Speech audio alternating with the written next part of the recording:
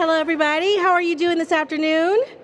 Did you have a chance to get something to eat? Oh, you're eating snacks. That's a good snack, too. Did everybody have a chance to eat, take a break? Are we excited about day one? Yes? Oh, thank you. Come on, y'all. If we can't have caffeine, we got to have each other. Okay. So I'm super excited about the next session. I saw the description and I was like, yes, bring it. It's going to be fun. I know that we really are looking forward to this panel. It is called the Kitchen and Bath Catwalk. So you had me at hello. This is going to be a session that is brought to us by our friends from Brizo. Brizo is a brand that has been so aligned with fashion and the world of fashion and Fashion Week. I had a peek at some of the projects the panelists are sharing, and you guys are in for a treat, so hold on to your seats. Today, we have Jay Robinson, Senior Channel Marketing Manager of Brizo, to give us some opening remarks and then sharing what's new with Brizo at this show. With over 20 years of experience in marketing and product development in the U.S., Asia, Europe, and Israel, Jay currently leads the Brizo brand's channel marketing strategies, including showroom, designer, event marketing, and sponsorship of the St. Jude Children's Research Hospital Dream Home Giveaway Program by Brizo. Jay, I want to welcome you to the stage, and I love your outfit. Come on up, Jay.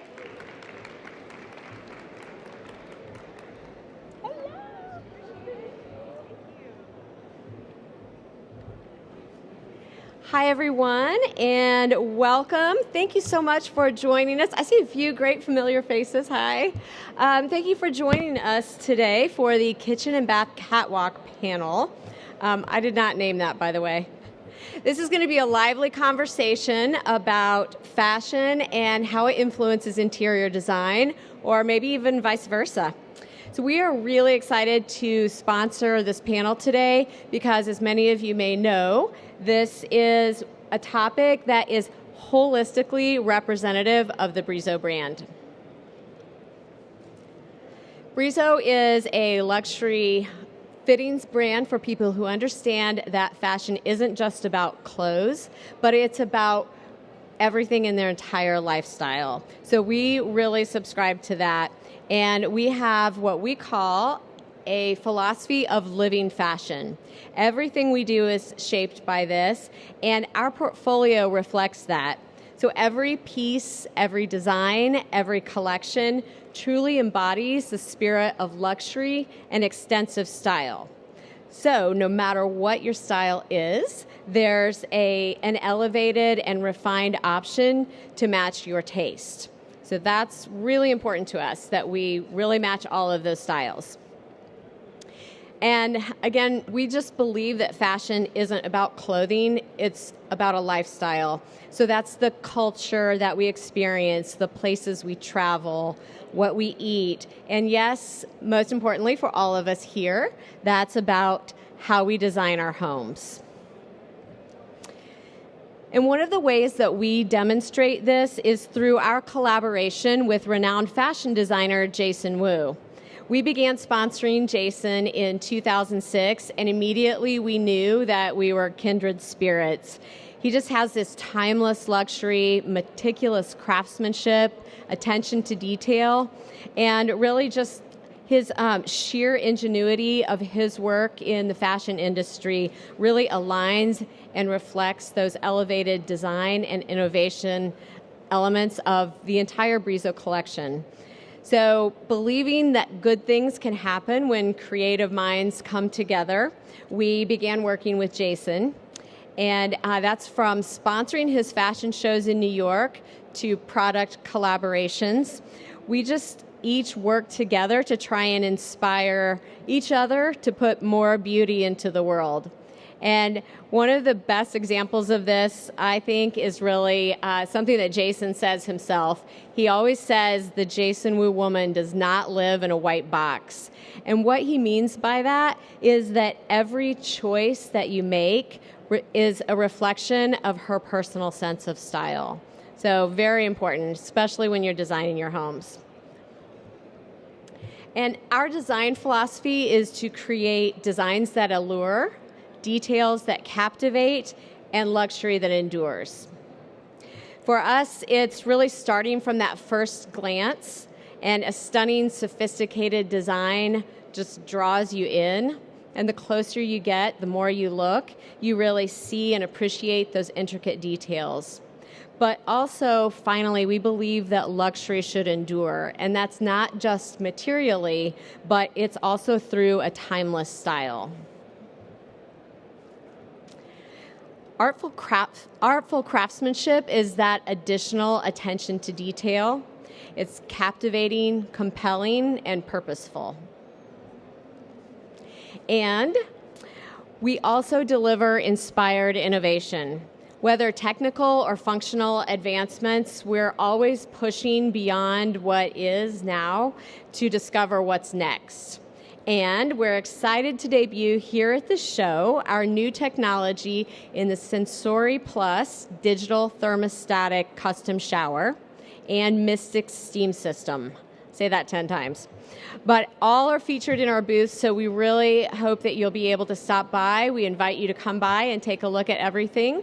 So with no further ado, though, I would like to introduce your moderator for the panel today.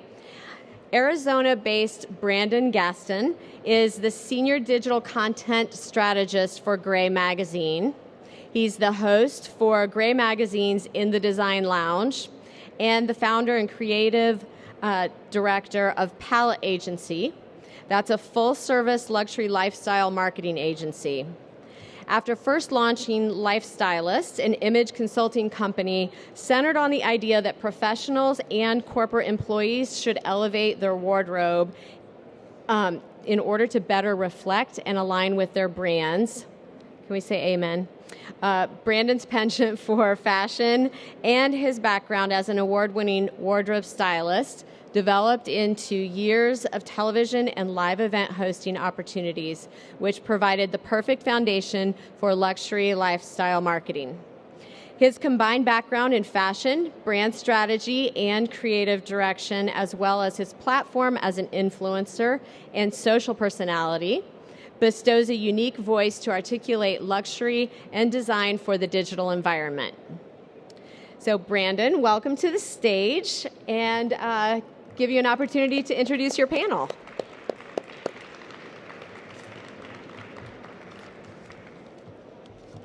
Do you need this?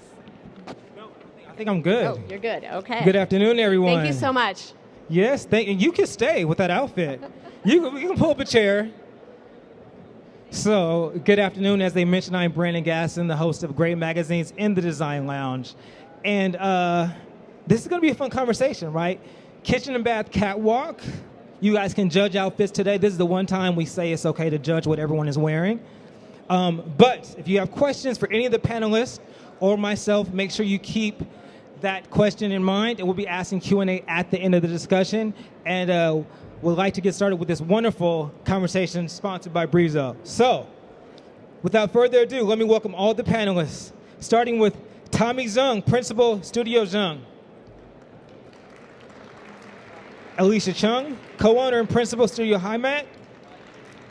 And John Shioli, Vice President and partner, Tom Stringer Design Partners.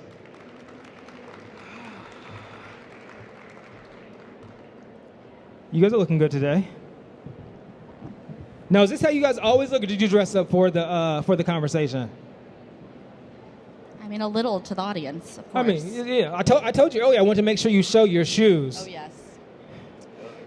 So before we get started, I want all the panelists to kind of introduce themselves, talk about what they do. You guys all have unique experience within the fashion industry as well as obviously interior design. Let's also talk about your outfits today and kind of what that represents and what was the inspiration behind what you have on for this conversation. Tell me what you start.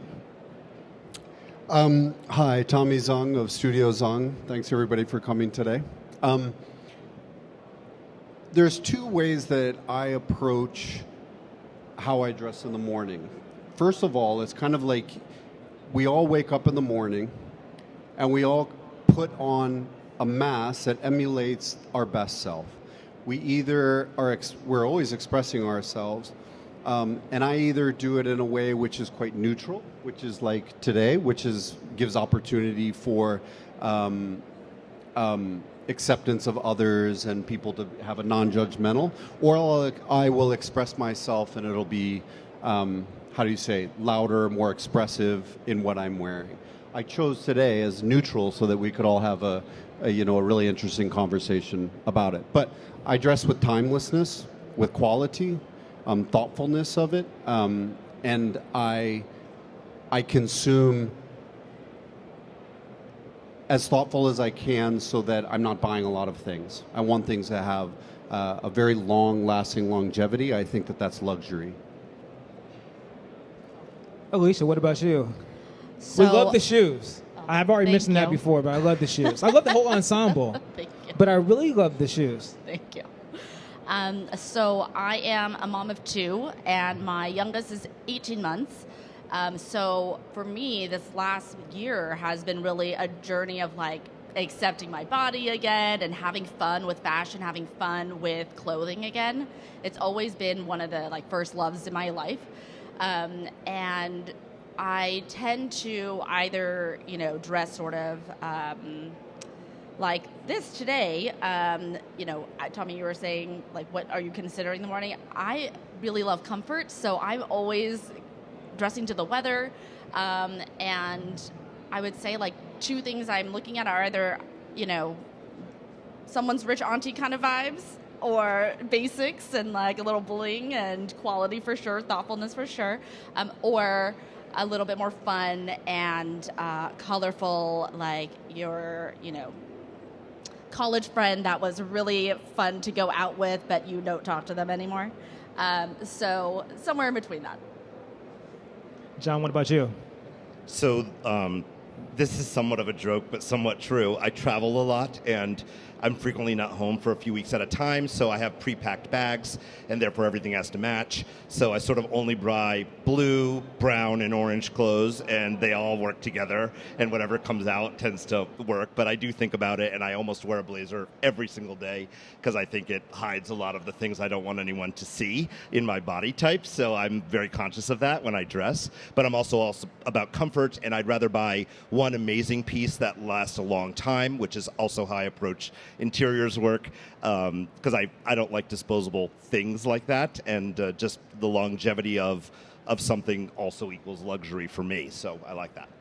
Yeah, I can agree with that. As what all you guys said. For me, it's about what conversation I want to have, right? Not only what I'm feeling internally. A lot of times I'll dress because I want to drive my mood. Like if I'm feeling down, I'll actually wear more color so I can be like, okay, that's going to give me energy.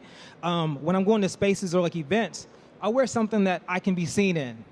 Because the reality is when you're at a conference room floor, you're only going to have a handful of quality conversations. But I want someone to be able to say, oh, I saw that gentleman in that E-Crew and suit, right, on those pattern shoes. And so if they see me another time, I've kind of like already introduced myself in a way and they kind of know who I am. But speaking upon that, does your wardrobe style ever vary depending on your prospect style or the type of project you're doing? You want to start that off, John? I have definitely dressed to match a project presentation, so maybe that's playing up to the client a little bit, but yes, I've done that for sure. And we have clients that are super successful but very casual, and I also don't want to make them feel intimidated when they come. So at my office, there's always a vest where I could take the blazer off and throw on a vest, and it reads a little bit more casual and approachable. And I like the staff to feel that way as well. Yeah. Yes. What about you? Definitely. I do love to dress to the project, and like you were saying, to just make sure that the client's comfortable. Also, I think if we're presenting 3 options, and I really like option 2, I'm gonna dress to option 2 because it kind of like matches the whole environment that they're Absolutely. in. So It's that nonverbal communication. yeah. Yeah. It's a bit of the point that you were making earlier. Like, it's an expression when we're dressing. It's an expression that we are we want others to take from us, and we're also taking in from them. So, I do think of clients when I'm dressing, obviously, but I think more importantly, it's the energetic feeling that you're doing or how you're giving something off. So, it's empowering to dress in a certain way because it's aspirational for the client that you're presenting to, etc. It's also setting a tone of that is the first impression that people look at you is how you are. We would not like to judge. We understand that, but the reality of humanity is we do. And so again, it's specific for a client, but it's also specific for a feeling. I think that resonates with me. It's something that I do, but I didn't process that. That's how the feeling is the expression is the presentation. For me, like I said, to go further with that, a lot of times, like I said, sometimes my mood will direct what I wear, and sometimes what I wear will direct my mood. And so I interchange those two things, just depending on how I'm feeling. Like I can lift myself up, or if I'm already feeling super energetic, I'll be like, okay, I can chill with my wardrobe a little bit because I know I'm already going to bring it enough with the mood I'm in. Talking about just the fashion, personal expression, that's everything.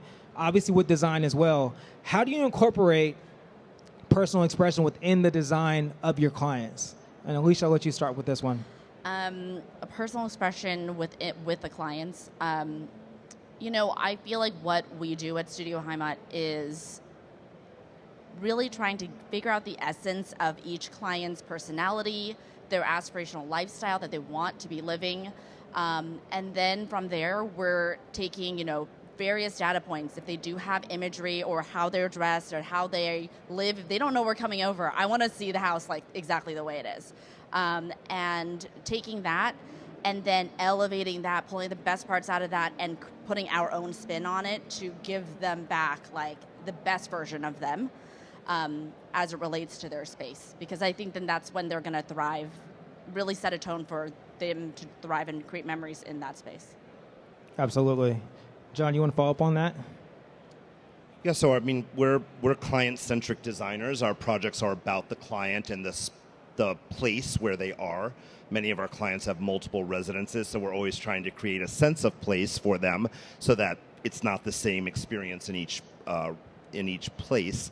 Travel and artwork are major inspirations for our work, as well as the idea of fashion and timeless quality. So we're always looking towards that to make them feel special and about the client, and specifically client-centric. And for our clients who don't have art, we encourage them to buy original, even if it's minor or flea market finds, so that it's real.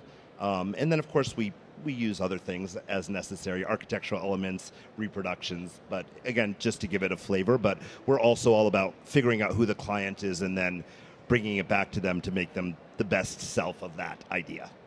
Yeah, totally. And Tom, we've talked a lot about, like I said, mood within fashion. When you're designing, it's a little bit more permanent. How do you, when you're working with the clientele, drive and really set the mood, maybe intentionally, and the client is more unintentionally, but the psychology within the room itself? How do you do that within your designing? We always think of the client first. The closer and more personal you can be with a client, the better the work will be.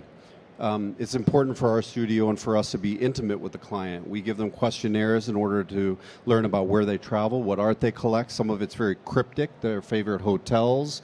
We ask about books and things. And it's a cryptic way to understand who they are and how we can become more intimate with them. And then the work, and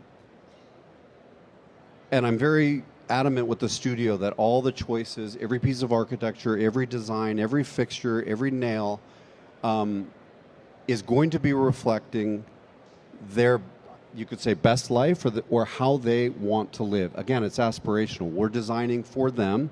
They take the project over. We call it in the studio the artistry of living, and we're stewards for them. We then give that to them. They make it their own. They live and they own in it. They live in it. They bring families up or entertain, and it becomes their own. So we view it as really an offering and as a stewardship for each and every choice that they do. And we also speak about it a lot. My father's an architect. I rebelled when I was young. I started a streetwear company in my garage in Southern California. Then I started doing runway on 7th on 6th in New York to rebel some more. We're from California to New York. spent a lot of money on really cool runway shows like Jason Wu, et cetera. And I realized from that there was like, those were all an expression of something that we wanted to show, that we wanted people to take their own. That the interest for me as being a architecturally trained but doing fashion was, that's the first expression that somebody has. Can we curate, cultivate, and have a voice for that? It got a little temporal and quick-paced, and it was challenging. And in architecture and in interiors, it seems to last longer, and that's what I love about it. So these choices that we're doing for clients, we want them to own it and take that in and really make them their own. And that's how we inform each and every choice in the studio. Totally. Alicia, how do you cultivate that mood? How do you set the mood in your client's space when you're designing it? Well, we really like to engage all the senses, if at all possible. And when we start with what's our aspiration for this room or this space or this house, we want to know, what is the mood that you want in this? Do you want it to be more energetic? Do you want it to be really serene and, you have a super crazy hectic life and you have 3 kids? Okay, we're going to make this space just for you, like very, very soft, textural, and just quiet. We are kind of known for infusing scent into our projects, so we love to pick a scented candle that we personalize to the client at the end of every project. During install, we will light it for whatever the days are, and then leave them with a bunch so that it's really got this memory association. Obviously the visual, obviously the textures, so that's. And John, I want to give you a chance to answer this too as well, but you talked about dressing for the presentation, the one that you like the most. Have you guys ever seen a client identify their wardrobe after you styled their home? Because I asked that because, so when I used to do image consulting, I would actually look at their house and say, okay, because non-verbally, they might not be, like I've been in closets, they say I hate black, but then their entire wardrobe is black, right? And so what they had in their closet wasn't actually indicative of what they were saying, or they didn't even know it. So sometimes I would look at other cues to be like, oh, you actually like print, or you like color, or you love this for a reason. Has a client reversed that? Have they found out their identity within their wardrobe after designing their home? You can take that if you want. If you.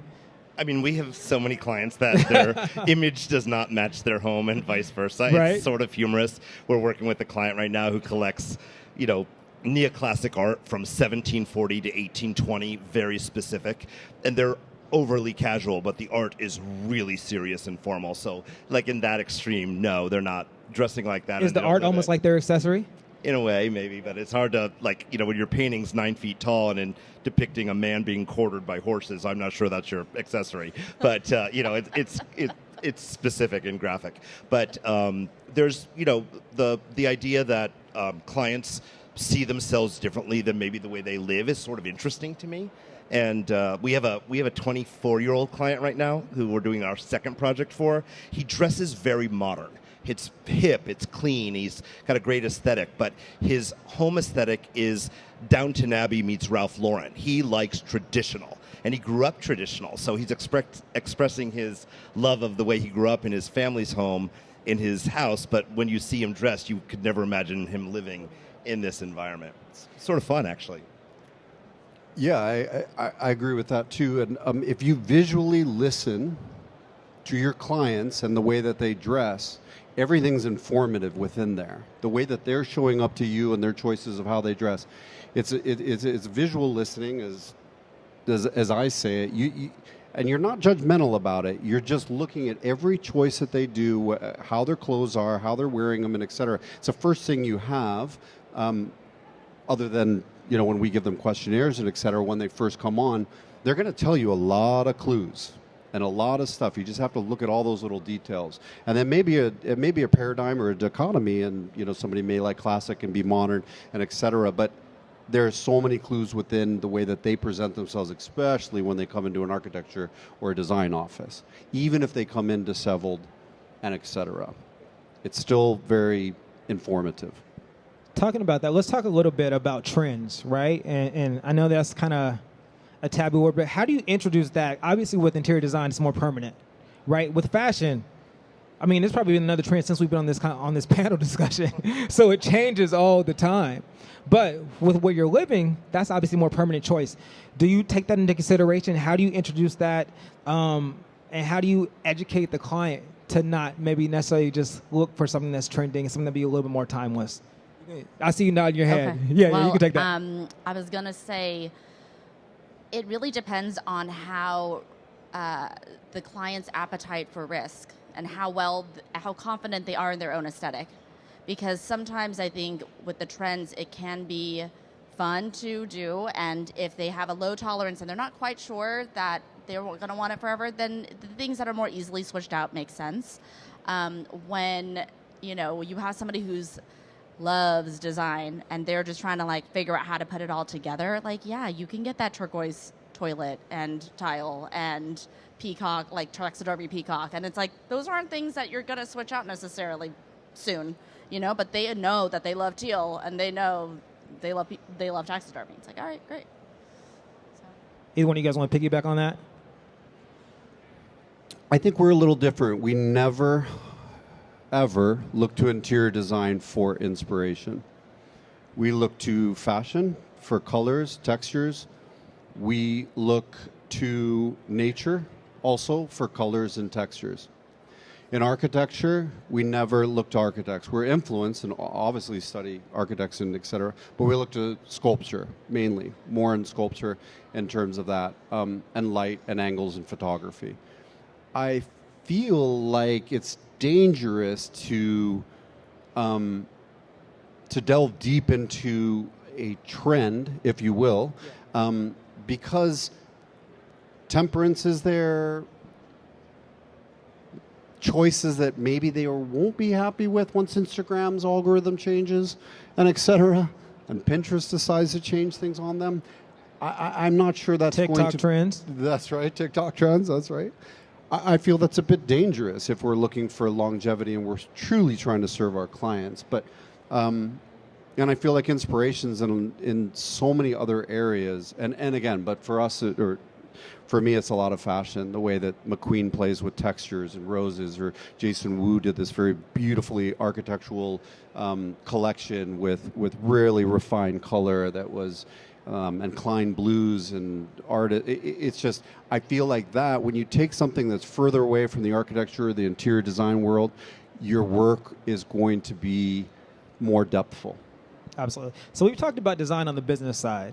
You mentioned earlier, John, about how you want to make sure you don't overdress for your clients. Let's talk about fashion with building your personal brand or the brand within your entity and your wardrobe. How do you utilize style to be more intentional about the clientele you work with? And again, we talked about earlier, it's the first method of communication they see. So how do you develop that personal brand through your wardrobe? I think most of my clients might say that my wardrobe is fairly tailored, and that's also the way we approach our work. It's studied, it's thoughtful, it's classic. I think not only just the design aesthetic, but also the business approach.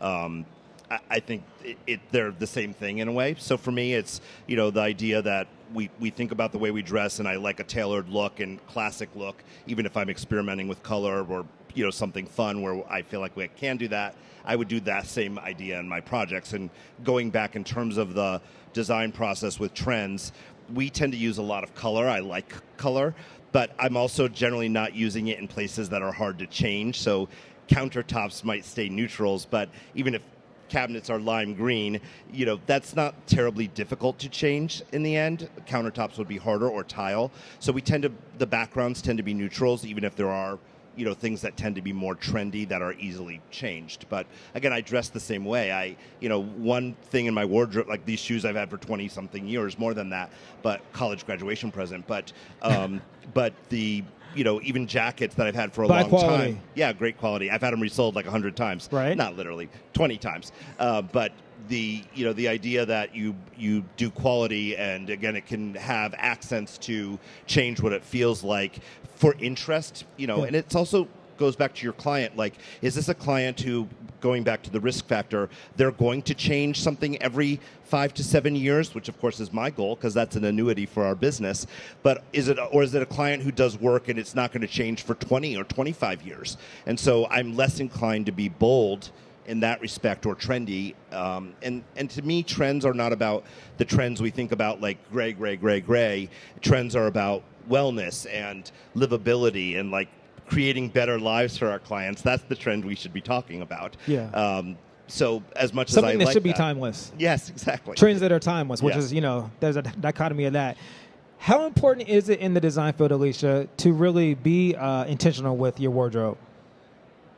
I mean, our clients are seeking us out, and they are going to be investing a lot of time and money and energy into their house, and they're choosing you or thinking of choosing you as the steward for that whole process. So I think every chance that you have, every opportunity you have to signal, I'm somebody you can trust. I'm somebody you can look to for inspiration and to gut check you on your decision making. I think is super helpful. And, so I'm one of 2 business partners for Studio Heimat. And so part of our unique challenge is like, how do we always look together? So, it adds an element of difficulty sometimes when we're doing any photo shoot or any panel together, anything. We're like, okay, what are you wearing? What am I wearing? It's like almost, we're just as we do with our rooms, composing and curating And storytelling. the whole look. We also have to curate our own outfits together. Yeah. Okay, so before we wrap up and go to the Wait, Q&A. so do you call each other in the mornings to know? Well, yeah, that's a good question. Sometimes it's weird. We are very like in sync. So often we'll just say like, okay, you're gonna wear the black thing. Okay, great. I'm gonna wear a dress then if you're wearing pants. And then we kind of know like I can just build around you. You can build around me. Now we've taken to bringing a few outfits each, taking photos, and then looking to see what we like the best. So you have options. Don't trust, the mirror. You got to trust the photograph. Got to get together. So my business partner, Tom Stringer, and I were using the same person to help us with clothes, that would come and, tailor clothes for us. And she would keep, of course, a file of all the things we bought because she was like, no, you can't have that fabric because he has it. Right. And like the risk of wearing the same jacket to work would be bad. Yeah. But see, when you're wearing all We black, really did it talk doesn't about matter as much. Yeah, Yeah. true, Yeah. true. But then also it requires having more texture and adding more layers to it as well to make it stand out. So Yeah, I And mean, quality. and quality. Yeah, neutrals are about quality, right? Yeah. They're the shine of these Alexander McQueen boots against a Japanese wool and a Swedish knit Yeah. is, you can't cheat with a black or a white or a cream. It's too easy, right? It's much harder. Yeah, it's much harder. You have nuances in your fabric. In your off-white cream suit, there's detailing on your stitching and et cetera, and those are thoughtful things that either that's the fine line between like, oh, you're just wearing white or black, Exactly. and that's just kind of a cheat or not that interesting, and or the other side, which is like, wait, you're playing with textures, you're playing with something else. So I definitely don't always wear black. I love like pinks and Yeah. Again, expressive things in other ways. When I surf, I look totally different than this, But I don't know. All those little choices are what really make it. Design's fun, right? Yeah. And it's fun for the clients most of the time until they come up with a challenging thing, and it's fun for us. It's like one of the things about Brizo. Oh, we had one up here. Oh, there was another one that we had in Brizo. Like, I love how. Got to just speak about that again and piggybacking off of you can change their fixtures out. It's the same rough-in behind the wall, and you can change the scutcheons and you can change handles for clients, and that's really, really interesting. And I wish more brands would home brands would think about that more so, that those choices could be made. I mean, you're not saying trendy, you're just saying like, maybe you feel this one way, but then you want a wooden handle in 3 years. I think that's really kind of genius, and we have to encourage that in the design world, to be able to have those mindful choices without, like you were saying like things like you can't change the tile, but Yeah. you can pull off an extrusion and a handle and put it on. And make it look completely different. You mentioned Alexander McQueen a couple times. Before we go to the Q&A, talk about your guys' inspiration fashion-wise. Who are some brands, who are some resources that you look to? You specifically, you say you follow fashion first. Who do you look to for inspiration? McQueen, I just thought he was just genius in the way that he could put so many different things together, tailored, otherwise. Jill Sonder with her simplicity of things, Margiela with his creativity, Jason Wu with his timelessness. Because as an architect, I'm looking at fashion as architecture. It's building and building and building muslin and stitching and layering. And so yes, those are my favorites. And a lot of the fashion designers look to architecture. They do now, and it's super impressive. Yeah, I so love forth. those conversations now, like working with designers, and we met Brizo and Jason with doing scenography for him, and listening to his process. We CNC'd this white flowers, which he used for his first collection with Brizo, like listening to that, and then I wanted the presentation in this area to be based off of a Haim Steinbach, who is a conceptual artist, and the way he presents his work. So the way that those all can converge now, and the design community, the fashion design community looking to interior designers and architects, it's really, really beautiful to watch. Like that multidisciplinary where we would always be chasing fashion design. Yeah. Now they're kind of chasing us in a way, and I think that's really nice, because that's the way a holistic design community should be speaking. Absolutely. Alicia, what are some of your favorite brands? Design houses. Yves Saint Laurent, or Saint Laurent now. I just love the kind of androgynous feel and that like power with the smoking jacket. And we recently were in Paris and we saw Schiaparelli's exhibit at the Museum of Decorative Arts, and it was fantastic. I learned so much, and what I loved about her life was she immersed herself with other artists in all aspects. She had Jean-Michel Frank design her boutiques. She had Picasso paint. She had an artist who did metalwork make all the buttons for everything. And now it's having such a moment again, and that's pretty amazing too. Also, Alexander McQueen, when you see some of the slides, like there's a couple of our inspirations from Alexander McQueen too. And I just love how, you really feel what he does in a very visceral way. And like I almost fainted once, like for real, when I was at his exhibit at the Met Museum, and I just was like so overcome by how kind of beautiful, but also very like dangerous his clothing was. And and I think that's such an amazing thing, that fashion can have an effect on you that way. So. Do you find yourself now with how often the creative directors of fashion houses change over, following the actual creative director versus the fashion house? Or is that why you go back to like the Alexander McQueens, the Gallianos or whatever, that were more, It's hard to keep up, yeah, honestly. It changes all the time. Yeah.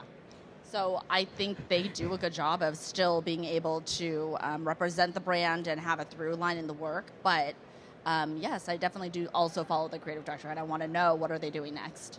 Yeah. But I think we should clarify, when I was speaking of the designer, not the house, right? Like Saint Laurent was incredible, and I was speaking of Jill Sonder before she sold, Margiela before he sold, Dries Van Noten, like, who's still in the house, yes, now. So that's the interesting thing about also in architecture, you have, or design, you have people shifting, but the creative is making the house, right? And sure, they can take the lineage and they can move through, like, obviously there's some amazing things that happened with Chanel after she had left, and a lot of other designers, but it's really about the brain, right? And the execution and the way that they look at things, and of course they're changing the brand, but I would just want to clarify, I'm speaking of the humans as opposed to the house. Exactly. Yeah, not the maisons. What about you? Well, for myself, I like Loro Piana and Brunello Cucinelli, which are the houses, not really the designer, but when I'm inspired by women's fashion, I really like old Oscar de la Renta. I actually like current Oscar de la Renta because I think embroidery and texture and color sort of show through that line very well. So I'm always looking at that, and I think it's fun to see. Diane von Furstenberg, I mean, again, going back like the classics, love that kind of Classics, print timeless. and sort of timeless elegance. But that's really interesting, the one thing. Laura Piano is a mill first. Yes. Mm-hmm. They are a mill first. Like, we specify them for double-face cashmere and, things for the interior world. And so I think that's a great distinction, because they're about fabric first, and then they put that, they instill that into form after. So that's a nice distinction too. Absolutely. Well, I could ask you guys about fashion design all day, but I want to let them ask a couple questions. So let's look out to the crowd. If you guys have questions, we have someone that will come over for any of the individual panelists or for the entire group. And I swear, it's always, thank you. It's always the first question. In the navy roll neck, we appreciate your style as well. Alicia, you mentioned that you customize a fragrance for each homeowner. Like, how do you select what notes will go into them? That's a really good question. I mean, we have, we love candles, so we just buy them when we see something that looks interesting, and then we want to sample it ourselves. We test it at the studio for 3 hours every time. We take our notes on it. It just comes down to a feeling, honestly. For sure, sense of place is a big one. Obviously, if we're doing something at a coastal or if we're doing mountain, that would be one where we want to make sure we're considering. But it's just the feeling that the clients give us, and I don't know how else to describe it. Other questions? Right over here.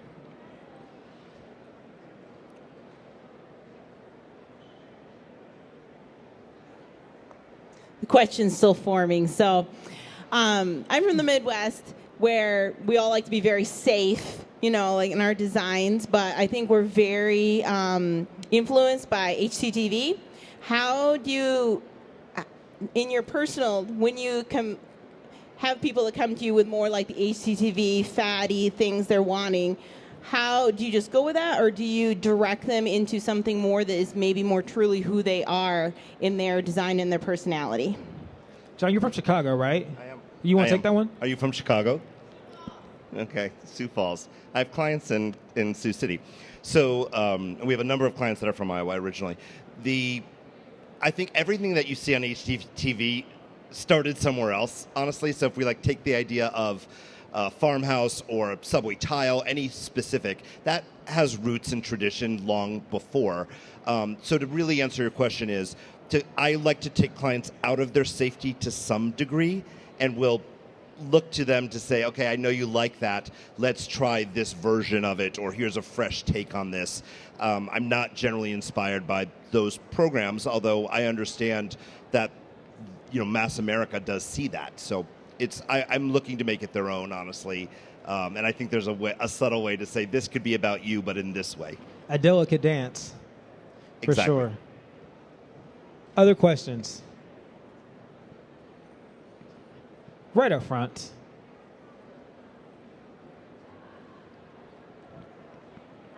Hi. You all talked about quality and longevity in the materials. In terms of fashion, what materials are you looking to in kitchen and bath that are going to have that longevity and quality that's going to last? I can sort of answer this because I think we have a two-way street. I love the idea of durability, so man-made quartz, products from Cosentino, for example. I think it's a no-brainer. It's so easy to use. I also have to think about, the cradle-to-cradle lifespan of these products. What happens after you use them? Were they good for the environment to begin with? And what happens to them when the client no longer wants them? So on the other hand, the idea of using natural stone, because it is timeless and has been used forever, is a very appealing too. And again, it really calls for maybe the specific use in that area. But again, I would always rather maybe I'm a little bit of a frustrated architect, not an interior designer, but I would rather fix the envelope of a structure than put furniture in it any day. So I'd almost rather say to a client, let's phase this, let's fix the architecture, and we're going to add a window here, and we're going to move this wall and do this work, and then we'll add furniture in phase 2, and you can afford me the next time, if they're not fully engaged in our big picture budget to begin with. And again, I think that's about making sure that the quality translates to fixed items in the house beyond furnishings and textiles and things of that nature. I was just going to say, I think, timelessness is obviously we all want our spaces to feel like they can be something that makes us happy for a very long time. And if I had a choice, I think I would use natural stone in most places. But sometimes you do need to just have that durability factor. And I guess, as you get to know your client, you're going to understand what are they more. I mean, I feel like people kind of fall into 2 categories. They're either like a brass kind of person or they're kind of a nickel person. So once you kind of get that down, the more permanent, like the door handles, like the door hardware, your kitchen faucets, those things should be probably the thing that you are most drawn to. Other things you could play around with, like decorative cabinet knobs and light fixtures, finishes, to mix it in so it doesn't all feel the same. But it really depends on the project and the client. I think the amazing thing about the interconnected now social world is people are now hearing the terms that we know behind living finishes. For instance, true longevity. My father's from China, my mom's Welsh, born here. So I have a sensibility of wabi-sabi, which we bring in a modern way, and we can have a conversation with a client that you're going to buy something that is luxury is longevity. It is something that will move, it will age, and that's exactly why you love going to Europe or Greece or Asia or wherever else it is. And here in America, we're kind of newer is better. That is great as the new is better, but it is going to shift in a way that you are going to love. You are going to touch this finish or a door handle, your whatever it may be, your flooring with your feet, your stone in your bath, and it can even be faux. It can be faux on your countertop because you just don't want to worry about the wine. But you're going to have it in your bathroom where you're going to be less and you're going to have real stone. It's going to chip, it's going to move, it's going to maybe something's going to happen, and that's going to make it so much more beautiful. Now, luckily we have that. Those conversations are easier, and you're not going to pull it out. It is going to be cradle to cradle, William Madonna. It is going to be something that will last, and the beauty is going to continue on. We used to buy Barbara Wilson fixtures from England, and we would throw acid on it and et cetera to get the finish off. So it would look older, quicker for specific clients or hotels. We don't have to do that anymore because now people are accepting it more. But there may be places in the Midwest where it's not quite as accepting, but that's okay. Like you just you plant a seed, and you hope it grows. Absolutely. Yeah, do we have any more questions? Probably have questions. Time for like 1 or 2 more questions. Did you see one? Okay. Yes. And then if you guys have a question, we probably have one more after this.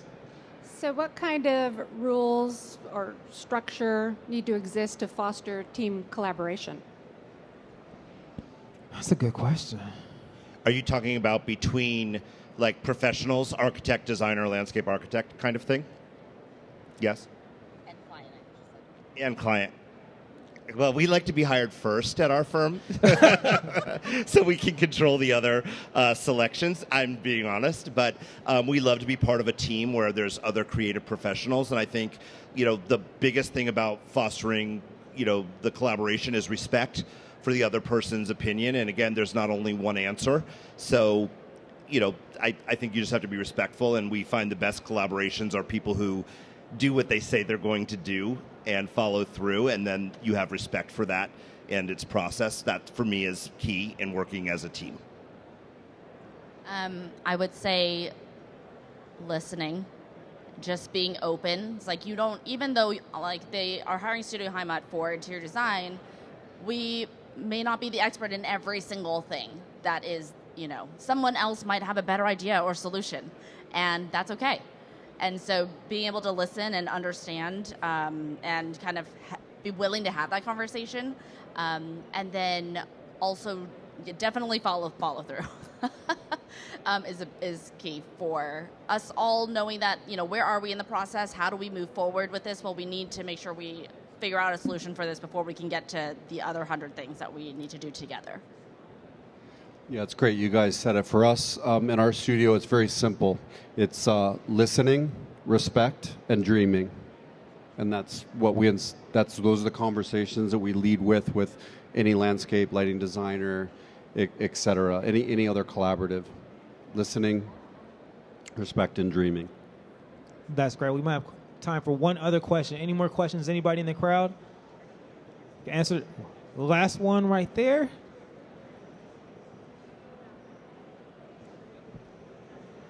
In terms of connecting with your client, do you ever observe what pets they have, the color of their hair, more natural things? Like often a client will pick a drape color, the color of their hair, or the print, the color of their scarf. I mean, are those things I do that you feel like connect? that's an interesting point you're making or asking about. We do consider what color is a great color for this client in their room. Does that make them glow? Is that, so that's definitely something we do think about. We're always, the more we get to know the clients, the better. So we'll frequently spend time with their children at all ages just to get to know them better and understand what they're looking for. I have a dog. Well, everyone in my office has dogs, basically. So, we love pets, and again, it does inform the decisions and how they treat their children, their pets, their household employees, their relatives. It's all informative to what we do, honestly. So, the more we know them, the better the outcome, for sure. Absolutely. Finish it off. Yeah, I think anything that you do as a designer that observes and listens and verbally observes what it is that gets more intimate with the client, that's the key.